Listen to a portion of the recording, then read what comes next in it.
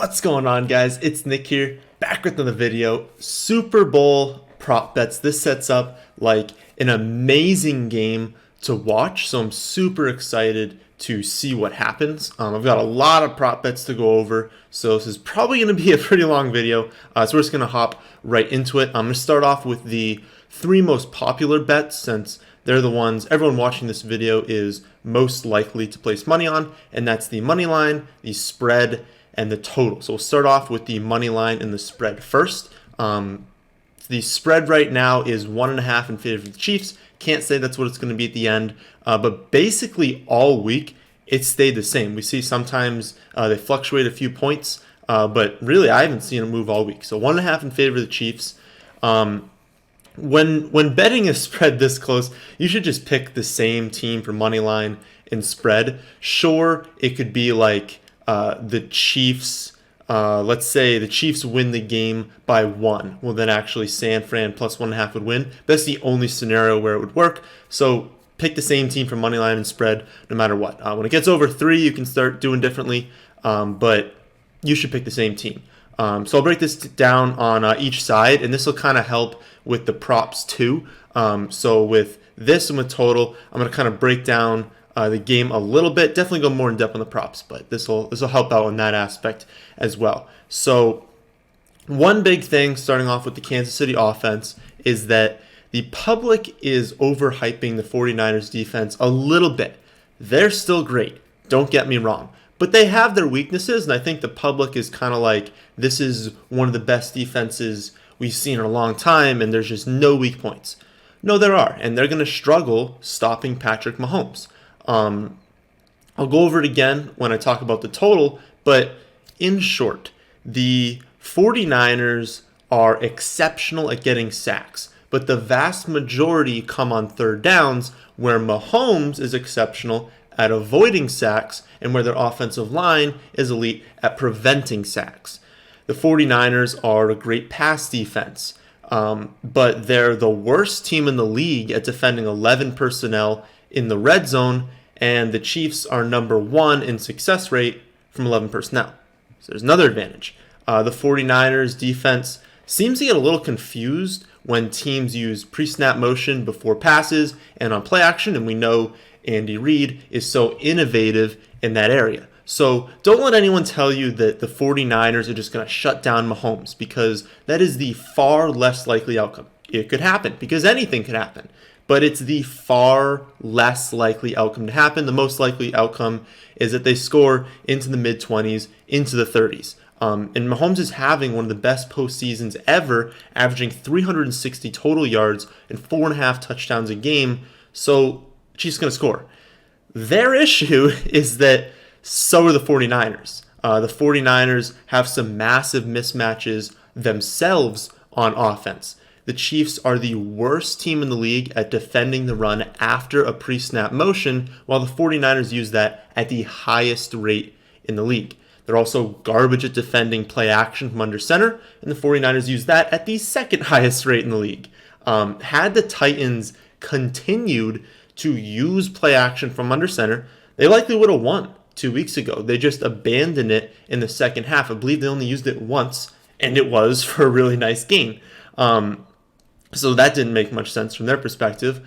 We need to also consider that the 49ers, it's weird. Like, the Chiefs, everyone knows is a great offense, right? You're not going to find anyone that's like, oh, the Chiefs have bad offense. But you'll find people that are like, the 49ers offense is okay.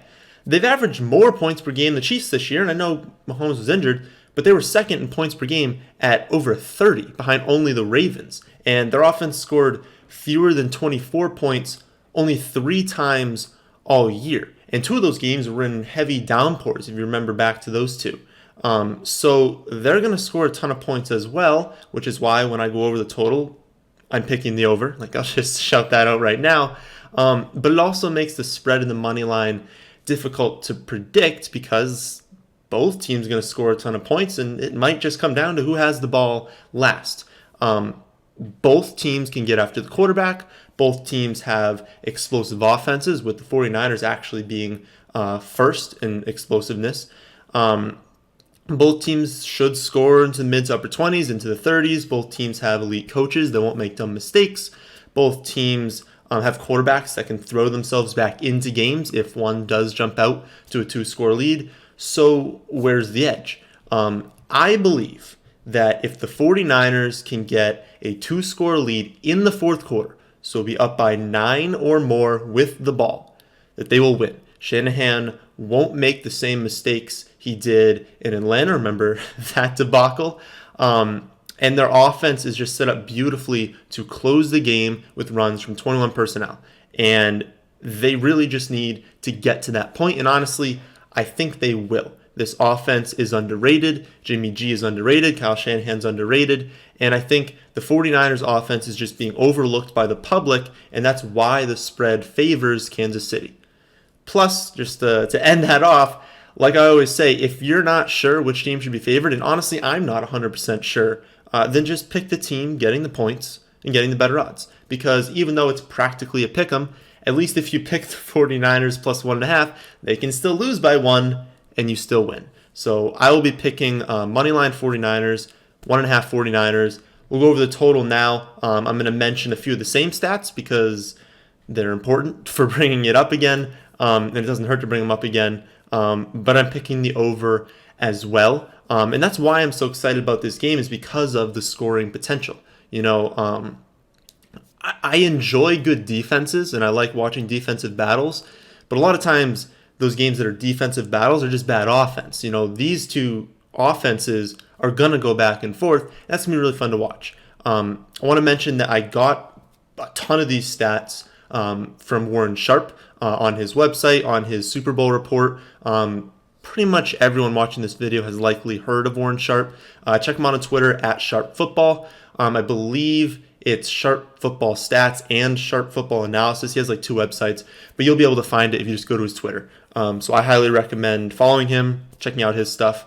But I want to mention that because I got a ton of stats from him. So this game features the number 1 pass offense from 11 personnel, the Chiefs, against the last ranked defense in terms of 11 personnel in the red zone. So when their opponent runs 11 personnel in the red zone, 49ers are ranked last. The 49ers are also dreadful at defending pre-snap motion before passes and play action, which is an area that the Vikings and the Packers were able to find success in. You look back to those games, they didn't find much success in any area of the game.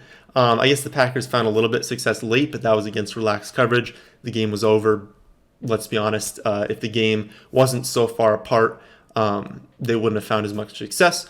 But they were able to find success in those areas, and the Chiefs don't lead the league or anything, but they use a higher rate of pre-snap motion before passes than any team the 49ers have faced in the second half. So they're not leading the league, but they're still using that at a higher rate than the opponents that the 49ers have faced.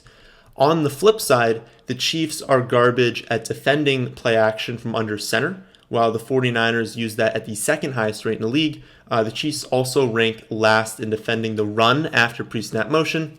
49ers use that at the highest rate in the league. And then Kansas City also ranks 5th worst at defending the run out of 21 personnel, a formation that the 49ers have found success out of and use more than any other team. There are plenty of other amazing stats that Warren goes over in Super Bowl report, but get that if you want to see all of them. I think all of those illustrate my point enough. There are clear areas both teams can attack in this game. It's not every area. Like I said, the 49ers are being overhyped, but they're still really good, and there are spots where the Chiefs shouldn't attack them.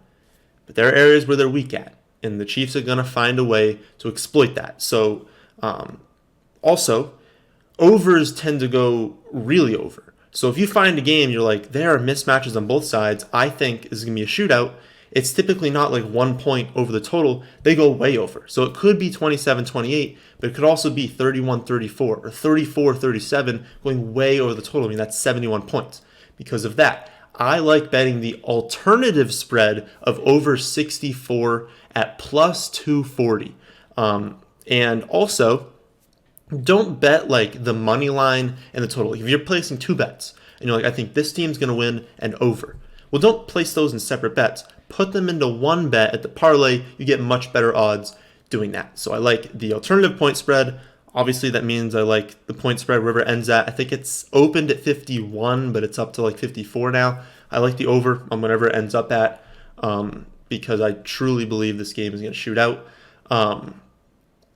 Those are the bets that most of you are going to stick to. But let's talk about a bunch of props. And the first one we're going to go over is the national anthem. So I have it going under 2 minutes. I think I've seen it at 158, which is less than ideal, but I've also seen it at 2 minutes. So Demi Lovato is going to be singing this year, and we do have data. Some years we don't have any real data of them, what they've done in the past. We have data on how long she sung for. So most recent one was 2017 before the McGregor-Mayweather fight. She sung 2 minutes and 11 seconds. So that went over. But of the 5 times we have record of, 4 went under 2 minutes. And they're basically two schools of thought as to what she would do if she had to like choose over and under. So the first is that she wants to like show out, to do something memorable, get people talking because she's releasing a new album. I don't know when, I don't follow her, but she's releasing a new album this year. So maybe, I don't know, she wants to put together something real good, make it long, make people talk about her, I don't know. The other thought is that she's already done under on 4 out of 5, and maybe she doesn't want any sort of negative attention brought from like dragging it out too long or something. Ultimately, my take as a data scientist would be that we don't know what she's thinking, so why don't we just go with the data, take the under. It's been under 4 out of 5. That's what I'm doing. Next, we've got Kendrick Bourne, plus 300 to score a touchdown. He has 6 touchdowns in his last 11 games. He has 6 red zone targets on the season, but 5 of those have come inside the 10-yard line. They clearly run designed plays for him when they get close. Shanahan has talked in press conferences about how good his route running is when they get close, how much they like using him in the congested areas of the field. Plus, it's Kendrick Bourne. If you're the Chiefs defense, you're like, I need to guard the running backs. I need to guard Sanders, Kittle, Debo. He's last on the list of people that you're worried about. So is he the most likely player to score? No, but at plus 300, he's got the best odds. Just for reference, that means a $10 bet will make you $30 in profit. So it only needs to happen 1 out of every 4 games. He has 6 in his last 11. That's better odds. I liked him to score the first touchdown as well at plus 2,000 because that only needs to happen 5% of the time. And I do think he's got better than a 5% chance of scoring the first touchdown. I also really like Chris Jones to record the first sack for Kansas City at plus 365 and then to record the game's first sack at plus 825, meaning a $10 bet turns into 92.50. He's the team's best pass rusher, but he's been playing limited snaps due to injury. From what I've seen, he's expected to play a full allotment of snaps. If that changes, I probably wouldn't make the bet. But if that's true, he's the most likely player to get a sack on the Chiefs. And I like him as the first player overall because, like I've said, the 49ers pass rush is a little bit overhyped by the public, and that's kind of reflected in the betting markets. They have the top 3 odds, or they have 3 players with the top odds.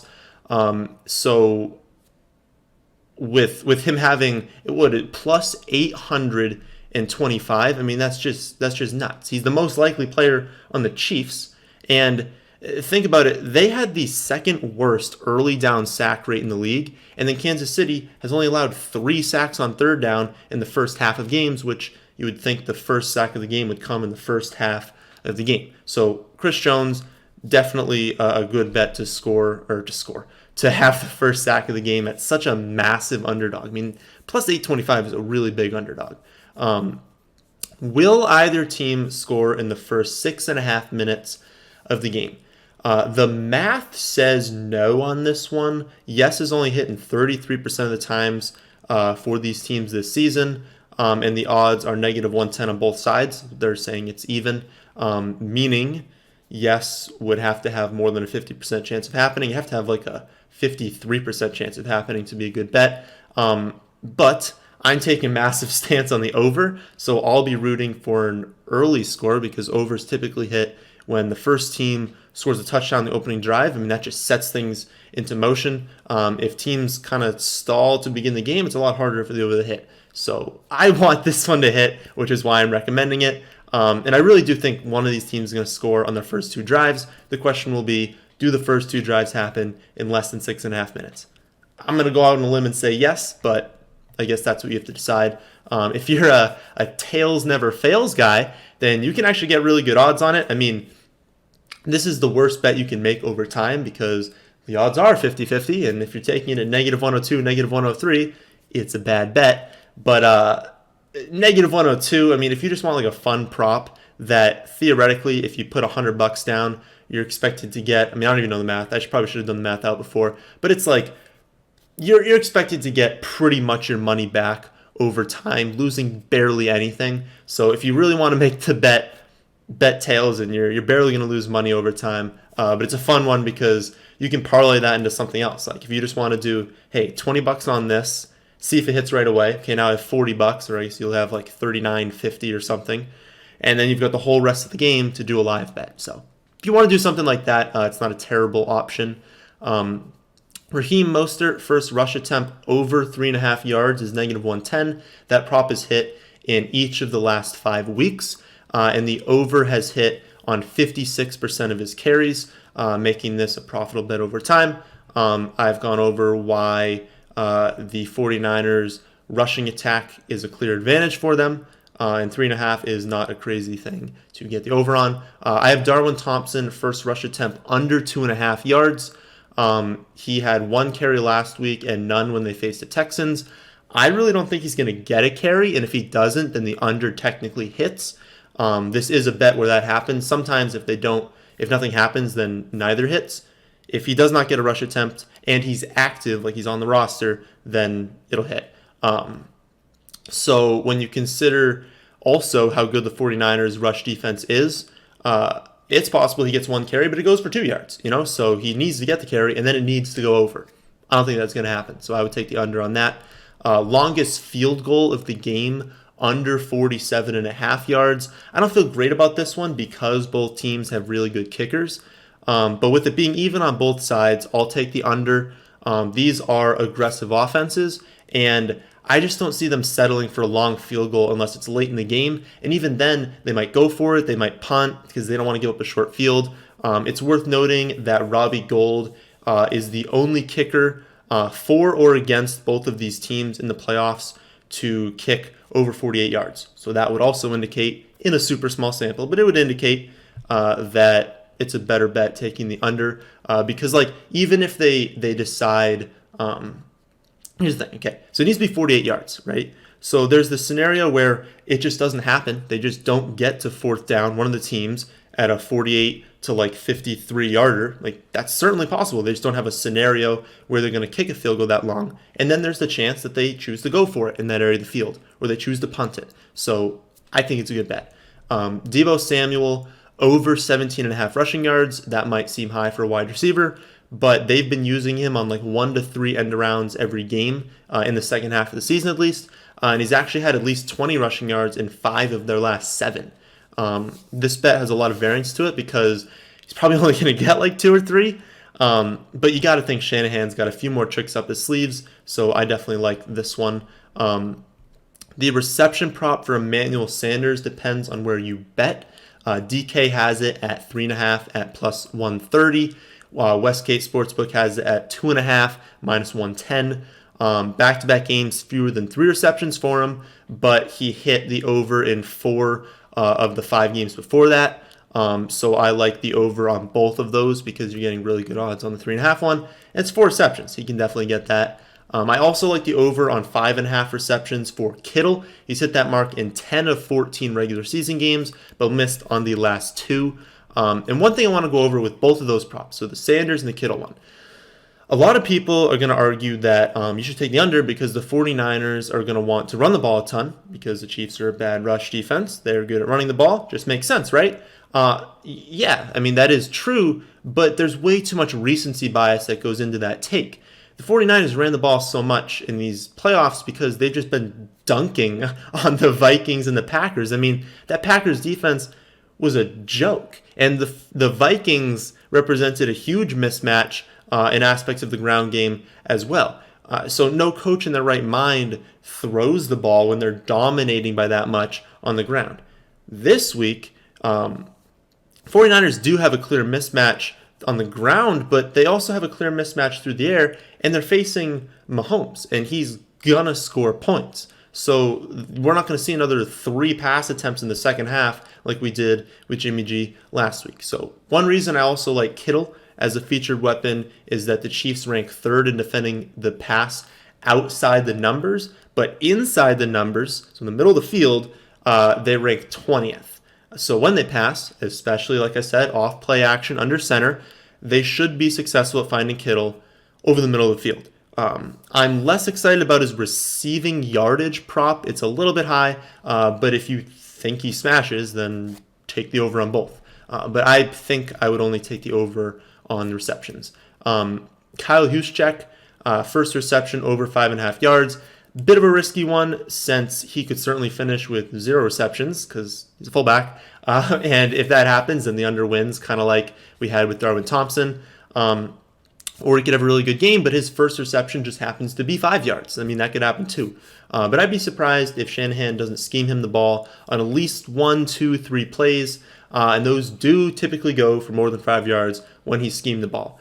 He has 20 receptions on the season. 12 have been over 6 yards, including 8 over 12 yards. So at even odds, I would take the over.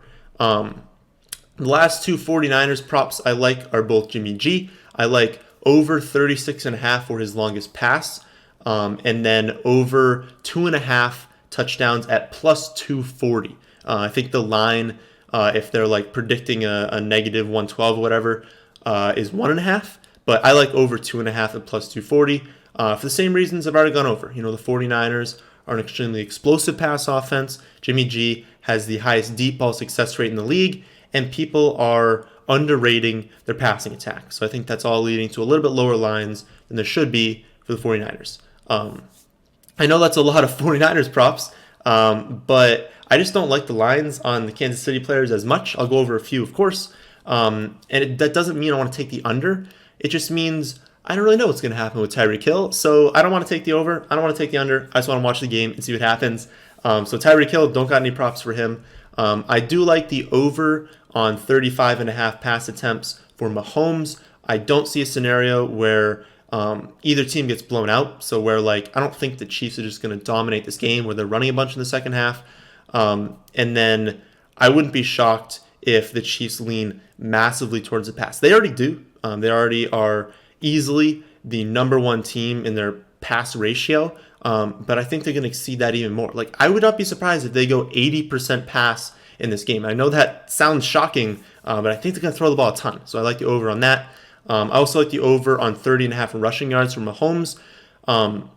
He's been over in both playoff games, and while he doesn't get many designed runs, I think if he's going to drop back as many times as I think, that's a lot of opportunities for scrambles, and he doesn't need that many scrambles to get to 30.5 yards because typically they're going to be a decent yards per carry on those runs. So I like both of those. I like the over on 5.5 receptions for Kelsey. That's hit in 11 of 18 games this season. Like I said before, I think Kansas City is going to lean very pass heavy, and that's going to benefit the reception totals for Kelsey. And then the last prop I like is Damian Williams over 4.5 receptions. It would make sense for the Chiefs to use him a lot in screen passes in an effort to slow the 49ers pass rush. And then for the millionth time, I think they lean pass heavy, which means a lot more chances for dump offs. So those are my favorite prop bets for the Super Bowl. You don't need to go out and place a bet on all of them because there were a ton. But decide for yourself which ones you like the most and use those. So that's the end of this one. I hope you all did enjoy. If you did, how about hitting the like button? If you're new here, how about subscribing to the channel? Thanks for watching.